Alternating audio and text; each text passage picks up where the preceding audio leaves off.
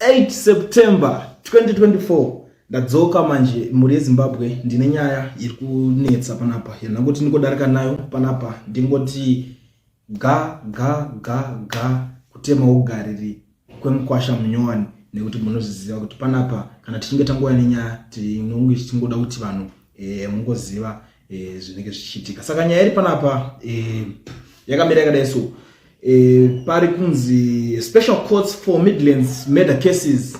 Nyaya iyoyo yasimudza mutauro. A lot is happening sekutaura kwandozviita pano nekuti iri kutanga kunongedzerwa vanhu vakawanda, pari kupinzwa vanhu vakawanda muzita munyaya idzodzidzi, and these people vari kunyebedzera kuita madriver econfusion, kubaiza kudzungaira, and they are now putting blame, they are trying to put blame on vamwe vanhu, but ivo vanhu vacho vanenge varimo. You understand what I'm trying to say panapo kuti vanobuda vapotonzi pane chakati chiri kuitika, iwo chinyatsoziva kuti iwo you are the team leader, but what about zvakati iwo uri wagadzira chaos. Nyaya yekumidlands iri kuitika ikuri kunzi kurongofa vanhu zvisinganzwisisike. Nyaya dzacho vakawandisa vanhu vacho vari kunzi vari kufa ikoko.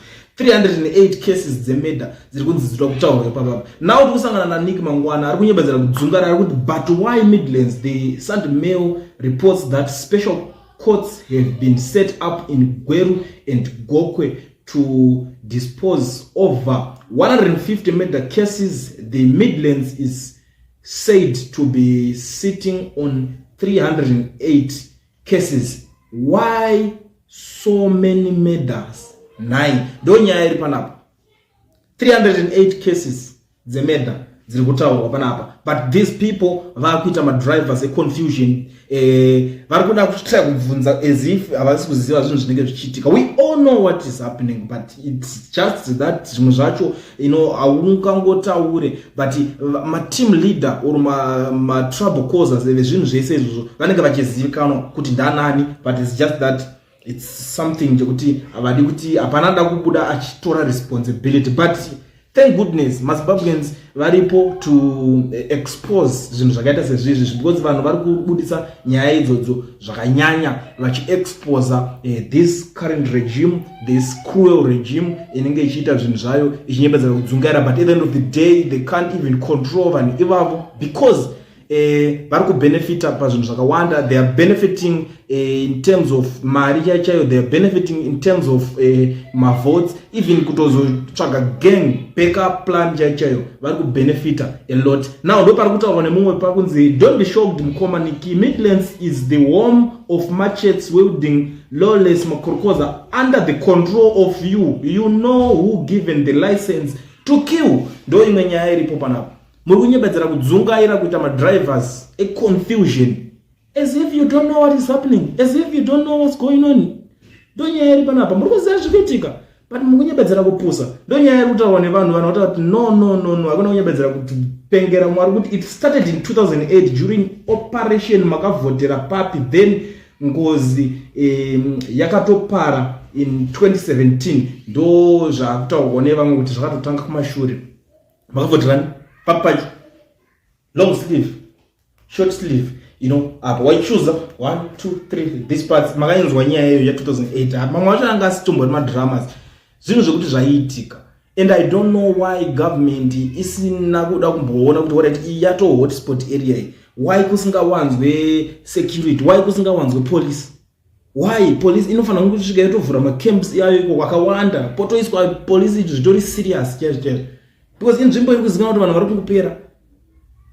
But I don't know kuti maybe they are not ready kuti vange vachiaddressa this thing, but I don't know. Nyaya nesa panapa ndekuti vari kunyebedzera kudzungaira, ndo nyaya iripo. Mwari kuti illegal mining operations are mostly controlled by armed groups or gang. These groups compete fiercely for control over lucrative mining areas nekubirana gold, leading to violent confrontation, therefore murders. Ndo nyaya iripo. Nyaya yemukute ndo imwe nyaya inenge ichiitika ikoko, and ari kubenefita makorokoza makuru acho ikoko ndanani. People they know, but let's dive in zvakanyanya timbonyatsoona timboenda deeper tichiona kuti vanhu vari kuti kudini nyaya iyo. Mumwe ari kubuda ari kuti that's ED and his mafia gangs headquarters, it's all about the gold. Mumwe ari kutaura panapo ndo headquarters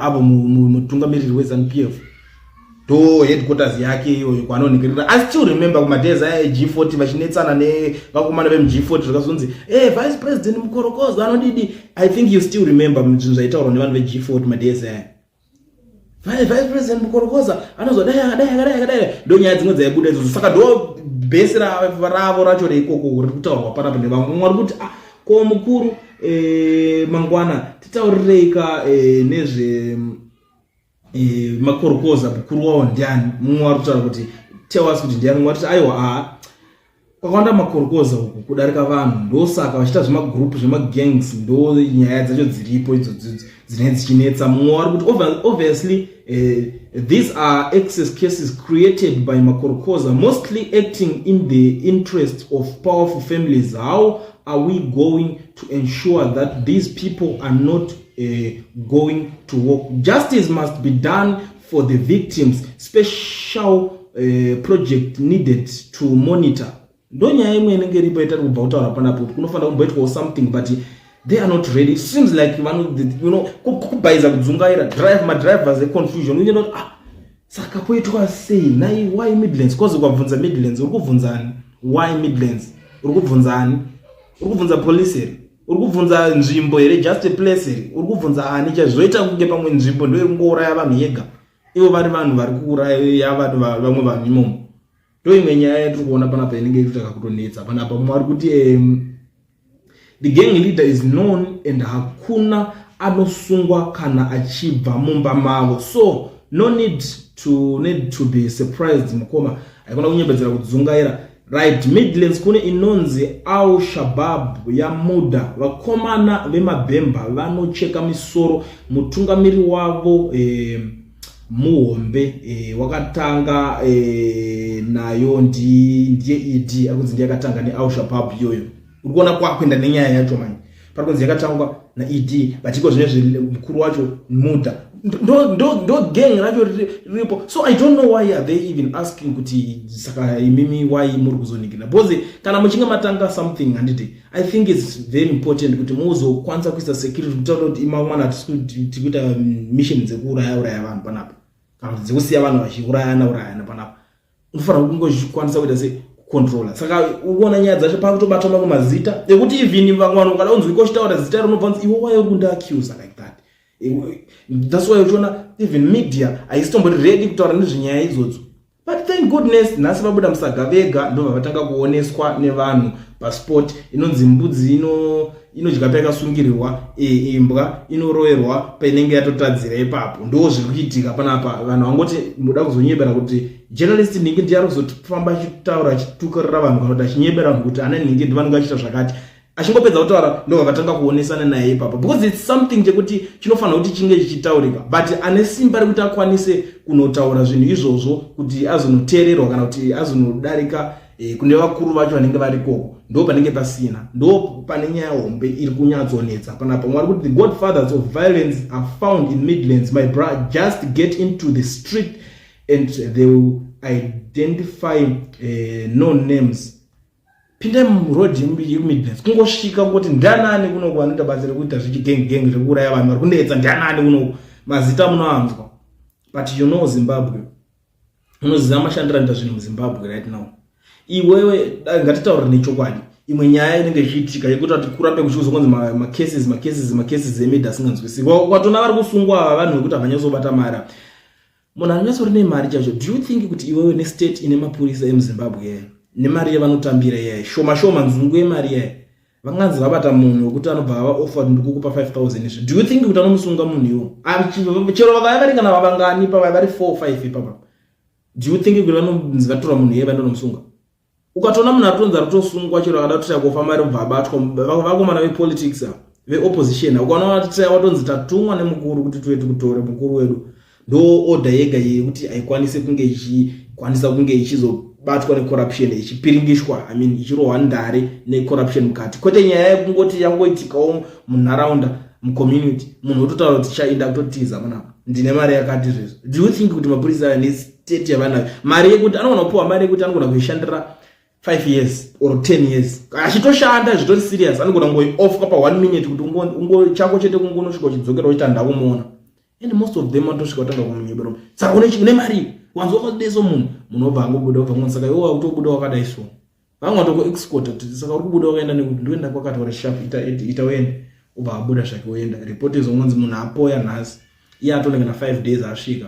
The funny thing vanhu vachitokommunicate saka zvinhu zvakadaro zvinonetsa kuti munge muchizonzi macases ari kudai dai, varombo munoramba munavo panyaya dzakadaro, ende vanhu vanoramba vachingoramba vachigurwa musoro, vanhu vari kugurwa ndo zviri kuitika paZimbabwe iko zvinezvi, ende ndo nyaya dzacho dziri kunetsa. Ende ndangoti ndidarikende panapa ndichikuzivisai nyaya iri kuitika. Vanhu veZANU-PF vari kunyebedzera kudzungaira kubvunza kuti what is happening in Midlands, why Midlands, but vanhu vari kunyatsoziva chokwadi panapa kuti magang leader ndanani, mateam leader ndanani, vanhu vari kukonzeresa vanosiya vanhu ivavo vachiita zvinhu izvozvo ndanani, but vanobva vangoya panapa kuti Midlands manje so ivo vachidziva zvikuitika. Ameno imi munoona sei guys, zvakwa muri ini pangu ndatusakura ndazunza ndatopedza. So you tell me what you think in the comment section.